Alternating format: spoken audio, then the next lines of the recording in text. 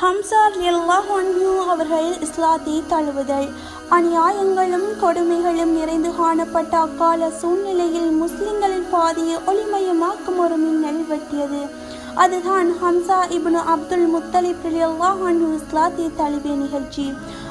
நபித்துவத்தின் 6ஆம் ஆண்டு இறுதியில் துல்ஹஜ் மாதத்தில் அவர் இஸ்லாத்தை தழுவினார். ஒரு நாள் நபி ஸல்லல்லாஹு அலைஹி வஸல்லம் அவர்கள் ஷவ்வா மலைக்கரையில் அமர்ந்திருந்த போது அவ்வழியாக வந்த அபு ஜஹல் நபி ஸல்லல்லாஹு அலைஹி வஸல்லம் அவர்களை கடும் வார்த்தைகளால் இம்சித்தான். ஆனால் நபி ஸல்லல்லாஹு அலைஹி வஸல்லம் அவர்கள் அவனுக்கு எவ்வித பதிலும் கூறாமல் வாய் மூடி மௌனமாகவே இருந்தார்கள்.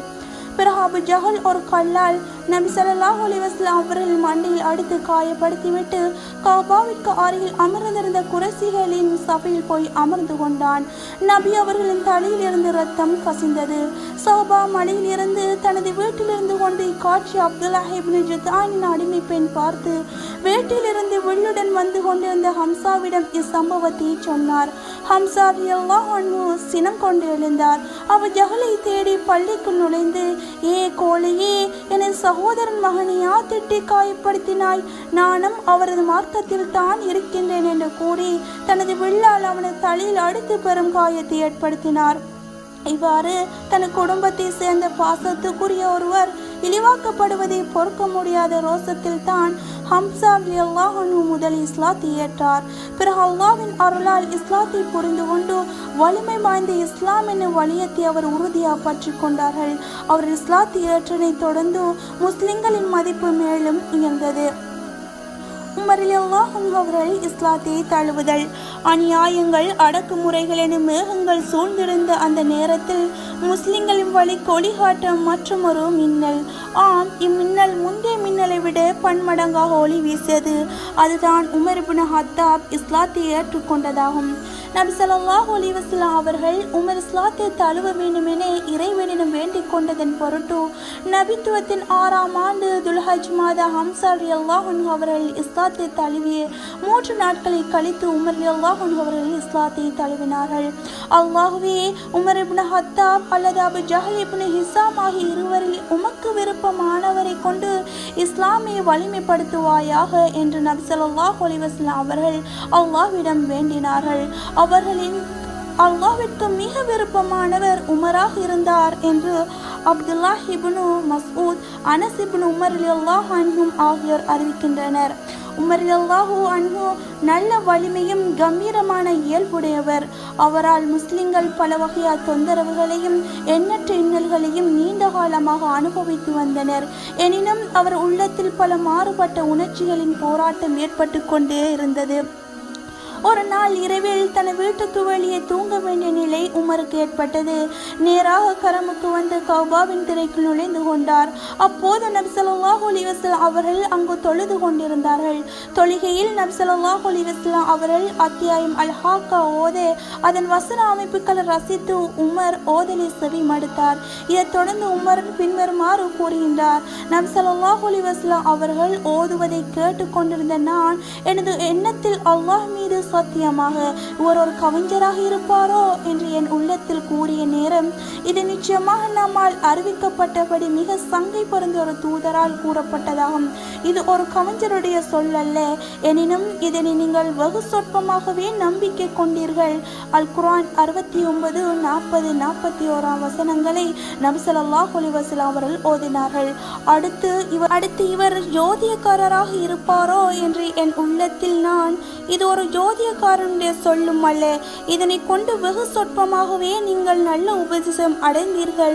அல் குர்ஆன் 69, 42, 43 வசனங்களை நபி ஸல்லல்லாஹு அலைஹி வஸல்லம் அவர்கள் ஓதினார்கள்.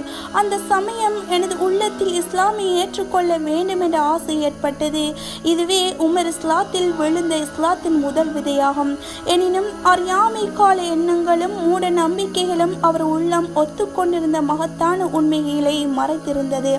ஆகையால் அவர் இஸ்லாத்துக்கு எதிராக செயற்படுவதையே தீவிரம் காட்டி வந்தார். நபி ஸல்லல்லாஹு அலைஹி வஸல்லம் அவர்களின் மீது அவருக்கு இருந்த அளவு மீறிய கோபத்தினால் வாளை ஏந்திய நபி அவர்களின் கதையை முடித்துவிட வெளியேறினார். அப்போது நுஐம் இப்னு அப்துல்லா ரலியல்லாஹு அன்ஹு அவர்கள் வழியில் அவரை சந்தித்து, உமரே, நீ எங்கு செல்கிறாய் என்று கேட்க, நான் முகமதை கொல்லச் செல்கின்றேன் என்றார். அதுக்கு நுஐம், நீ முகமதை கொலை செய்துவிட்டு ஹாசிம் ஜுஹ்ராம் அவ்விரு கிளையாரிலிருந்து பயமின்றி தப்பித்து வாழ்வது எங்கனம் என்று அச்சுறுத்தினார்.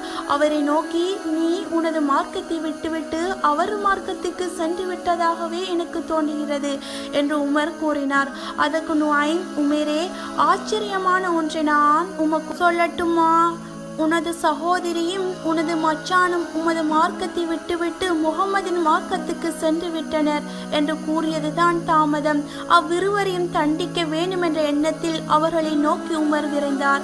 அப்போது அங்கு ஹப்பாப் ரலியல்லாஹு அன்ஹு அவர்கள் உமரின் சகோதரிக்கும் அவரது கணவருக்கும் தனது ஏற்றுள்ள தாஹா என தொடங்கும் அத்தியாயம் தாஹாவின் வசனங்களை கற்றுக் கொடுத்து கொண்டிருந்தார். இதனை செவி மடுத்து விசாரித்த உமர் தன சகோதரிடமும் அவரின் கணவரிடம் கடும் கோபம் கொண்டு அவர்களை தாக்கினார். கோபம் கொண்ட உமரின் சகோதரி, உமது மார்க்கம் அல்லாத வேறொன்றில் உண்மை இருந்தாலுமா அதை ஏற்றுக்கொள்ளக்கூடாது. அல்லாஹ்வை தவிர வணக்கத்துக்குரிய இறைவன் வேறு யாரும் இல்லை. முஹம்மது ஸல்லல்லாஹு அலைஹி வஸல்லம் அவர்கள் அல்லாஹ்வின் தூதர் என்று நான் சாட்சி கூறுகின்றேன் என்று உரக்க கூறினார். தன கோபம் பலனற்று போனதை கண்டு உமர் நிராசை அடைந்தார். தன சகோதரிக்கு தன்னால் ஏற்பட்ட இரத்த காயத்தை பார்த்து அவருக்கு கை சேதமும் வெட்கமும் ஏற்பட்டது.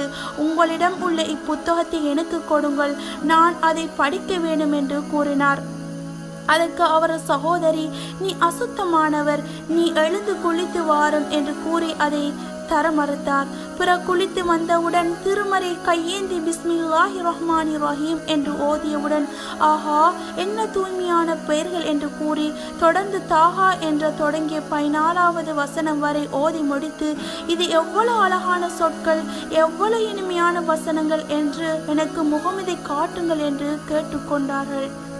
நபி ஸல்லல்லாஹு அலைஹி வஸல்லம் அவர்கள் சௌபா மலையில் உள்ள இல்லத்தில் இருந்தார்கள். உமர் தனது வாளை அணிந்து கொண்டு நபி ஸல்லல்லாஹு அலைஹி வஸல்லம் அவர்களின் வீட்டை நோக்கி வந்தார். உமர் கதவை தட்டிய போது அங்கிருந்தவர்கள் ஒன்று கூடிவிட்டார்கள். மக்கள் உமர் வந்திருக்கிறார் என்று கூறினார்கள்.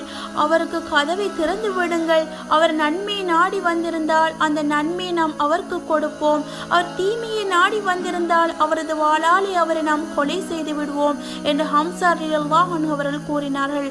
அப்போது நபி ஸல்லல்லாஹு அலைஹி வஸல்லம் அவர்கள் வீட்டில் உள்பகுதியில் வகை வந்த நிலையில் இருந்தார்கள்.